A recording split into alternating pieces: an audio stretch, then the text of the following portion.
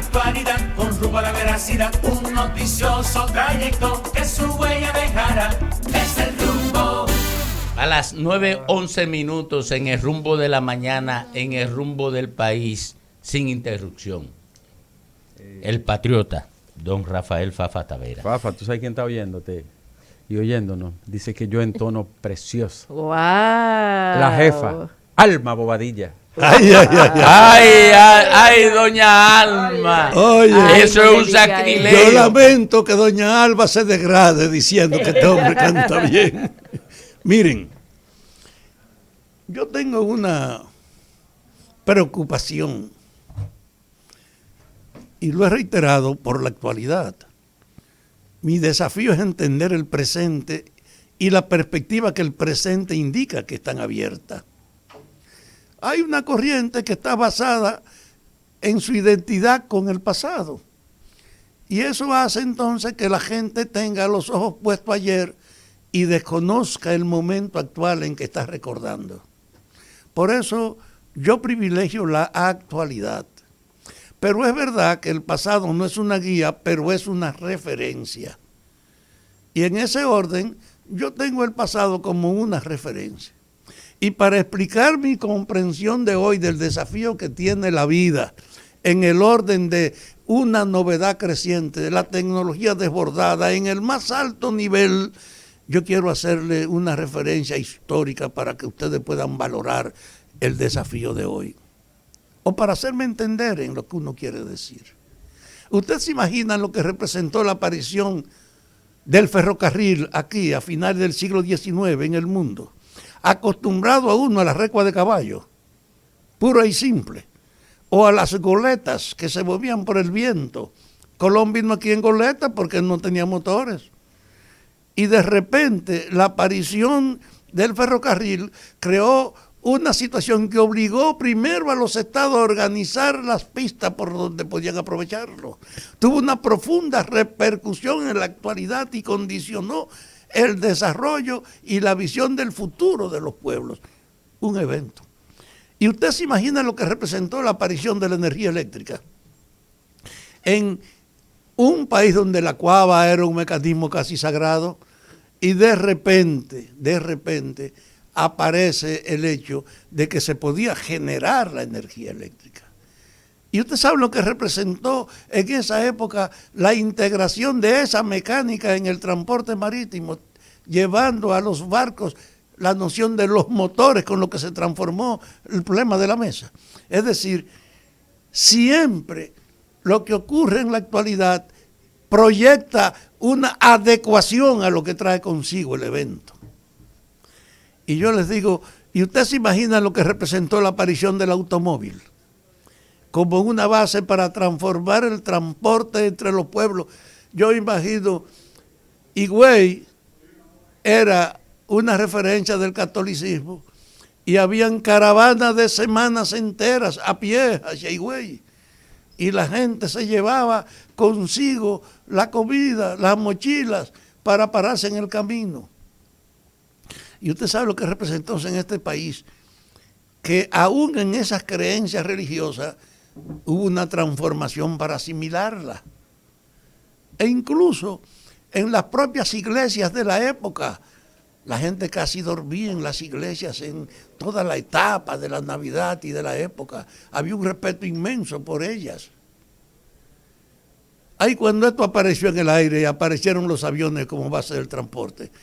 Cada paso donde surgía en el pasado una muestra que gravitaba profundamente en las visiones y en las actividades, imponía un rumbo distinto.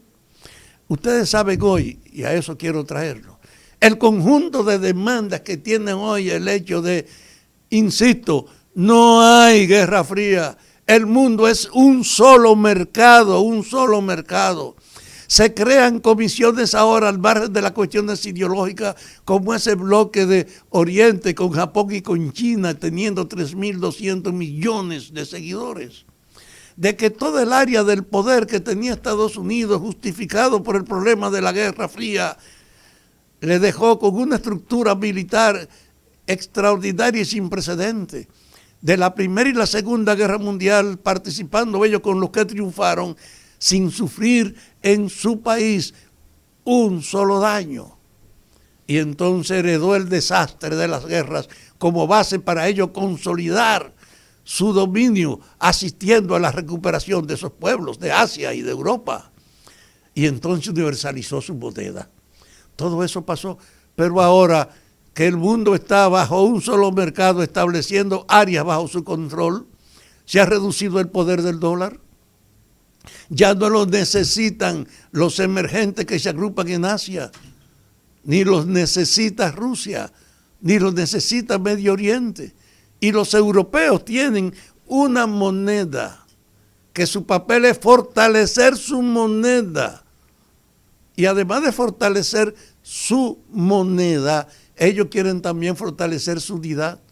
Porque hasta hace meses o años, Estados Unidos tenía una hegemonía sobre Europa, que aunque ellos tenían la formalidad de su autonomía y su propia moneda, la OTAN, la Organización del Tratado del Atlántico Norte, hecha ahí para proteger militarmente a Europa de los emergentes países socialistas, hoy no tiene razón de ser, y los europeos se están soltando para ampliar su negocio con la zona que antes temían como sus enemigos potenciales.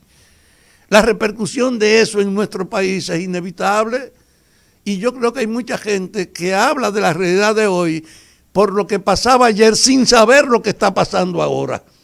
Y es en ese marco que nosotros vemos la inadecuación del partidismo político tradicional, incluido en el que yo milito.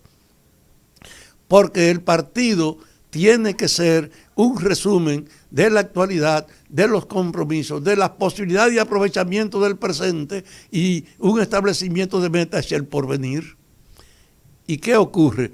Que el partido es una herencia de una sociedad que está cada vez más modificada, que el partidismo ha sido en el marco viejo, donde lo que predominaba era el valor, era la oportunidad, donde no había ninguna noción de calificación ética, aunque se predicara, donde el partido era un agrupamiento para usted conectarse con las fuerzas de la sociedad, empresariales o populares o institucionales, donde el partido era un mecanismo para administrar la lucha por el poder, pero el partido era un instrumento, no una guía de la realidad. Hoy, esa noción de la realidad y del partido está en bancarrota. Hoy, la diversidad del mundo y el impacto que tiene la tecnología en desarrollo y universalizada es tan grande que hace que yo celebre el anuncio de Infotet anunciando que preparó 2.000 técnicos, porque la diversidad tecnológica de la vida de hoy necesita especialistas que no ha habido tiempo para que aprendan ellos como antes se aprendía la sastrería, la zapatería, la carpintería, en la convivencia y el apoyo del oficio. Hoy hay que entender lo que pasa. Hay una ruptura y por eso saludo en Infotet el esfuerzo de preparar la capacitación que debe ser en todo el país para que cada vez más dominicanos estén en capacidad de insertarse en las novedades del presente.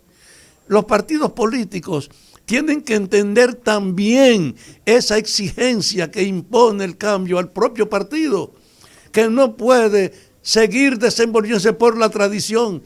Los jefes de nosotros son caciques que manejan su turba, su sector seguidor, que se distribuyen, que ponen sobre la mesa la correlación de fuerza y la negocian. No son instrumentos que conducen de verdad a la realidad, son un aparato que la realidad condiciona a ser simplemente un agregado más que traduce las debilidades y los vicios del propio orden, y ellos no son dirección, ni conductores, ni vanguardia.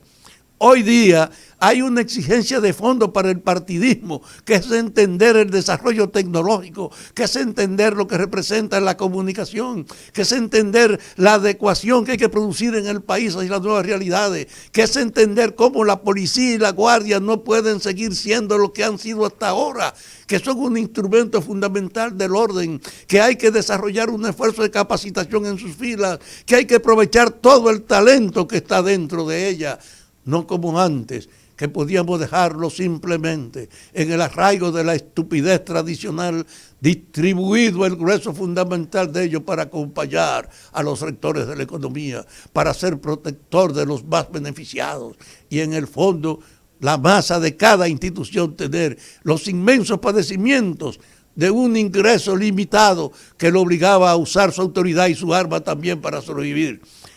Porque el agente del orden que no tiene ingreso para vivir y es autoridad y está armado es un cabrón si se deja morir. Entonces hay una realidad global que hay que tratar. En ninguno de nuestros partidos hay una comprensión de ese cambio. Y yo les quiero decir a los partidarios, incluidos a mis colegas, que hay que sentarse a entender el mundo de hoy. Para a la luz de comprender el desafío de la actualidad, organizar un partido que penetrado con esa noción de la actualidad, esté claro en las tendencias que debe impulsarse. Por eso la tradición partidaria no tiene futuro, ni tiene posibilidades reales de seguir ejerciendo lo que ha sido hasta ahora un instrumento formalmente efectivo, pero que en vez de ser la guía, ha sido un instrumento de lo más poderoso de cada situación y de cada época. Yo quisiera de verdad que aquí hiciéramos una reflexión a tono con este cambio que impone la vida, que hiciéramos una reflexión para ver que los partidos tienen que ser el primer espacio para avanzar la modificación de las instituciones, ellos mismos modernizándose. Yo soy parte de un partido tradicional. Por eso puede repetir muy bien los errores de ayer. Andar con la reproducción de las prácticas que deben superarse en el propio Estado, como se ha criticado aquí. Y dejar a una sociedad que no tiene una referencia en un instrumento, en una iniciativa, en una fuerza para decir, ellos nos pueden conducir a la superación. Yo aspiro a que el partidismo de hoy comprenda los cambios que la vida impone y que sea capaz, junto con el problema ético, de ajustarse a esa nueva realidad, proyectando entonces su función de una manera que no es simplemente la distribución de la administración de los recursos y el uso del poder para encubrir su voracidad de acumular su propia fuerza. Sea pues esta reflexión un llamado, insisto, hasta los propios seguidores con los que yo comparto su militancia. Rumbo de la mañana.